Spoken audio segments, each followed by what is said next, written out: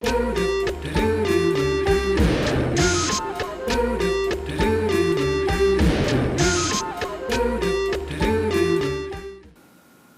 to our mini professional development online series, giving Miami-Dade County Public Schools Head Start and Early Head Start teachers a head start.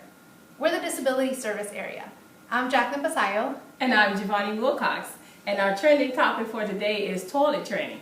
Jackie, did you know that in the Head Start program, students do not have to be potty trained in order to participate in the program? That is correct. Children do not have to be potty trained to be in our program.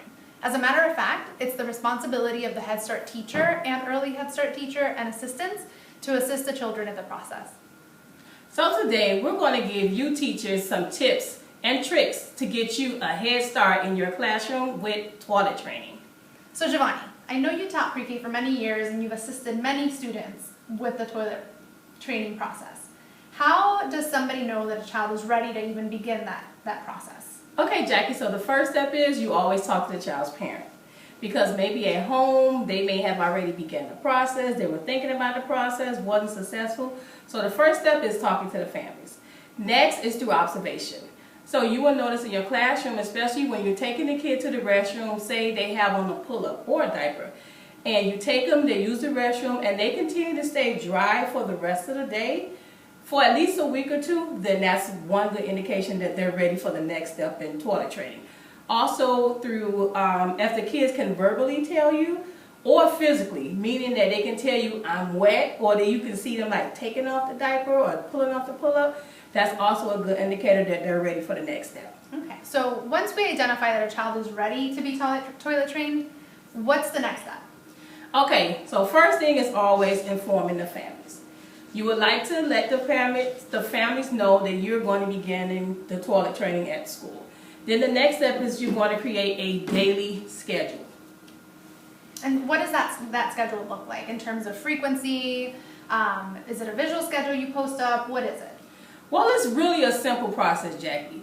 It's pretty much looking at your routine, and every time you get ready to transition to a different part of the routine, it's taking the kid. For example, after breakfast, that's always a good time, after they eat or drink something. So after breakfast, you take them immediately when you come back into the classroom. Before work time, you take them before work time. Before going to lunch, before going outside, and especially before rest time and when it's time to go home.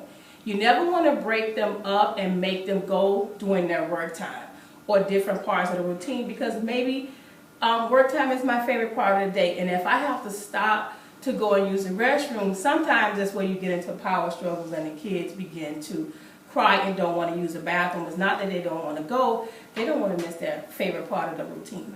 So as a general rule, you would say before any big transition, we should be taking the kids to the bathroom. So now we have the schedule going, you're sending the child to the classroom. What does my involvement as a classroom teacher look like? So how do I assist that child in the actual restroom? Okay, so first, Jackie, most important, I have some items here that we will use. We have our baby wipes. We have, depending on if they are using diapers or if they are using pull-up, and most important, gloves. So first step, you start off with your sanitation and you put on your gloves. Okay, so most important, if you're wearing any jewelry or watches, it's always a good idea to take that off, because you don't want to get any urination or any feces on it. And first, and I always leave a little clean piece here. I kind of flip this up, and I will show you why later on in the process. So it's now I'm in the restroom. While I'm in there with the kid, I'm going to verbally tell them what I'm doing, Jackie. I want to increase the vocabulary. I'm going to say, okay, I'm going to change your diaper if it's an early Head Start.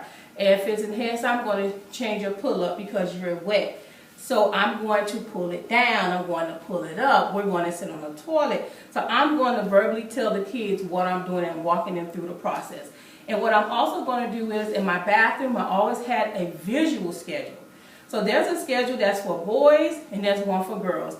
And it shows them visually what the process is. So there's a picture of a boy or a girl, they're pulling down their underwear. Then it shows the kids on the potty. And then it shows them all the different steps. So I also had that in my restroom. Okay. And how much assistance as a classroom teacher am I providing the child in terms of cleaning themselves throughout that whole process? Okay, so Jackie, in the beginning, you're going to be given a lot of assistance because you have to properly teach the kids how to wipe themselves. Okay, and so we have our wipes here. Okay, so what if it's poop? Because poop happens, you know? Well, Jackie, if it's poop, I will assist the kid with wiping themselves as well. I'll teach them how to properly wipe in the back and also wipe in the front because it's a teaching process and I have to teach them how to appropriately wipe themselves as well, even if it's poop, and I know it does happen. So what you're saying really is that we really should be looking at toilet training like any other skill that we're teaching in that classroom. Whether it's learning letters, learning your numbers, we have to teach these children how to appropriately use the restroom. So we want to provide a lot of assistance at the beginning with the modeling, the hand over hand, and really letting them go on their own as time goes by. That's right, Jackie. But do you know what's the most important part of the toilet training process? What is it? It's the praise.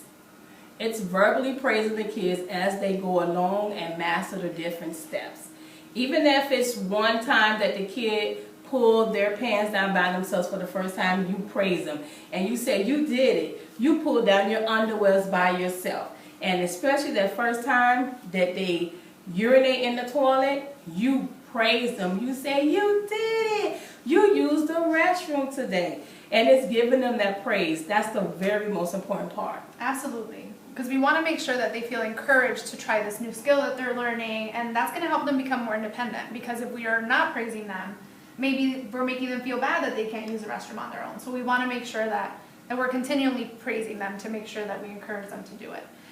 So why don't we leave our teacher with a few tips before we sign off about the toilet training process? Okay, number one, like I've been saying, involve the families. Families need to know what you're doing in school so they can probably and hopefully they can do the same strategies at home. Next, we're going to use appropriate terms. So we should be calling it restroom, urinate, defecate, washing your hands, because we want to give them the appropriate language, because these are terms that they need to hear and not the mommy and baby terms that mommy and daddies usually use. Next, we want to also develop a schedule. That's most important. When is the child going to go? And also when we think about scheduling, it's with my partner. So with my teaching partner. So who is going to be responsible for training at what time? Because toilet training is happening while the daily routine is happening. So that's an important step too, is working it out with your assistant or your teacher on who's going to be responsible at what time for doing the toilet training. Also, it's about wearing your gloves. And like I mentioned earlier, a trick is when you have a dirty diaper, you can wrap it up using the dirty hand, okay, because this dog is still dirty. So you can go ahead, you can close it off in there. And remember I told you that I had leave a clean spot here. So what you do is taking your clean hand with that piece that you flipped over there, you just take it and you go ahead and you can dispose of it in the silver trash can that you should have in your restroom. Most important is remember your safety tips and sanitation. Washing your hands, and please make sure you wash the kids' hands once they're done, because that's part of the potty training process. And they always tell you when it comes to hand washing, singing the ABC song is always a good way to get the kids to wash their hands in a timely manner. And remember those fingertips, everybody. And praising the kids and be consistent.